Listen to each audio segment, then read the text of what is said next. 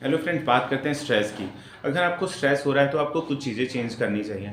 बहुत बार हमारे काम की लिमिट से ज़्यादा हम काम करते हैं, तो ऐसे केसेस में हमारी बॉडी और माइंड दोनों थक जाते हैं। और वो टाइम अगर थोड़ा लंबा टाइम चलता है तो हमारा माइंड अनकॉन्शियसली जैसे हम स्ट्रेस फील करने लगते हैं, स्ट्रेस में जाने लगते हैं। बहुत बार हमें स्ट्रेस की वजह से कोई प्रॉब्लम नहीं मिलती, कोई सिम्टम नहीं मिलता, बट हमारी बॉडी में डिसीज़ आने लगती है। जब हम डॉक्टर के पास विजिट करते हैं तो डॉक्टर बोलता है आपको फिजिकली बॉडी में कोई प्रॉब्लम नहीं है, आपको खाली स्ट्रेस की वजह से ऐसी प्रॉब्लम हो रही है। तो अगर आपको साथ कुछ ऐसा हो रहा है तो आपको ये चीज़ समझनी चाहिए कि आपको अपने काम का जो पैटर्न है, जो स्टाइल है, वो थोड़ा चेंज करना चाहिए।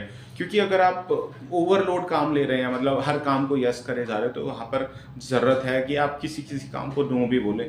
कि बॉडी और माइंड की सबकी अपनी एक लिमिटेशन है। जब आप उसको बहुत ज़्यादा स्ट्रेस करते हैं या बहुत ज़्यादा उस पे बर्डन डालते हैं तो वो धीरे धीरे वीक होने लगता है। तो ऐसे केस में आपको थोड़ा बचना चाहिए उन कामों से जो आपके माइंड पे एक तो स्ट्रेन डाल रहे हैं, और दूसरा काम की एक लिमिट रखनी चाहिए आपको। हमें देखो, संडे को ब्रेक मिलता है या किसी को वीक में किसी भी दिन मिलता है, उसका रीज़न क्या होता है?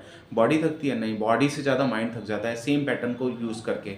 अगर किसी का काम ऐसा है कि वो रोज़ रोज़ डिफरेंट करता है चीज़ें, तो ऐसे केसेस में वो कभी बोलेगा नहीं कि मेरे को छुट्टी दो, क्योंकि माइंड को नया सब कुछ मिल रहा है। बट माइंड हमेशा एक पैटर्न से थक जाता है, तो उसको कुछ ना कुछ नया चाहिए होता है। तो अगर आपको चल रहा है कि आप बहुत ज़्यादा स्ट्रेस में चल रहे हो, काम का बहुत ज़्यादा बर्डन है, तो आपको थोड़ा ब्रेक लेना चाहिए। क्योंकि अगर आप सोचते हो कि नहीं, मेरे को बहुत काम करना है, बहुत सारी ज़िम्मेवारियाँ हैं, बट अगर आप ऐसा नहीं करते, ब्रेक नहीं लेते हैं, तो कई बार ये ब्रेक ज़बरदस्ती होता है और थोड़ा लंबा होता है, और वो ज़्यादा हार्मफुल होता है, वो ज़्यादा जैसे नुकसानकारक होता है। तो आपको ये समझना होगा कि आपकी जैसे बॉडी को रेस्ट चाहिए, ऐसे माइंड को भी रेस्ट चाहिए। और माइंड का रेस्ट होता है कि आप माइंड को उस जो आपका डेली रूटीन है उस पैटर्न से हटाकर कुछ एक नए दिन कुछ नया करें, या कुछ जैसे रेस्ट लें या कहीं घूमने जाएँ, कुछ भी ऐसा करें जो आपके माइंड को थोड़ा रिलैक्स दे। दूसरा होता है कि आपके माइंड में और स्ट्रेस में स्लीप का बड़ा रोल होता है। अगर आपकी नींद थोड़ी कम है, या आपको नींद की प्रॉब्लम है, या आपको नींद अच्छी नहीं आती है, रीज़न चाहे कुछ भी हो,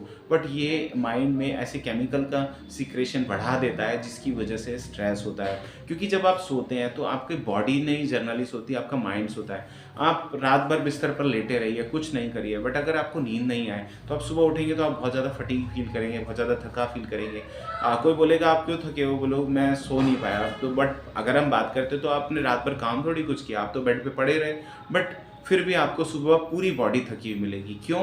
क्योंकि आपका माइंड रिलैक्स नहीं हुआ। इसी तरह से जब आपका माइंड रिलैक्स होता है, तो माइंड जब रिलैक्स होता है तो बॉडी में ऐसे केमिकल का सीक्रेशन बढ़ा देता है, जिससे बॉडी की हीलिंग पावर बढ़ जाती है और बॉडी हील करती है खुद। इसीलिए आपको नींद पर भी बहुत अच्छे से ध्यान देना चाहिए। अगर आपकी कोई ऐसी सिचुएशन चल रही है कि आप स्ट्रेस में हो, या आपको मेंटल आपको लग रहा है बहुत ज़्यादा बर्डन है, या सैडनेस फील हो रही है, या डिप्रेशन, या कुछ कुछ भी ऐसा नहीं लग रहा है, ऐसा लग रहा है कि अब मन उदास है। बहुत बार होता है, हमें कुछ भी नहीं बदलता। इवन ये वर्ड तो स्ट्रेस अब कॉमन हो गया है, नहीं तो पहले भी लोगों को ऐसी प्रॉब्लम तो हुआ करती थी, बट अवेयर नहीं रहते थे। बट आपको जब ये पता चलता है कि मेरा मन उदास है, तो आपको कुछ ना कुछ चेंज करना चाहिए अपने डेली रूटीन में।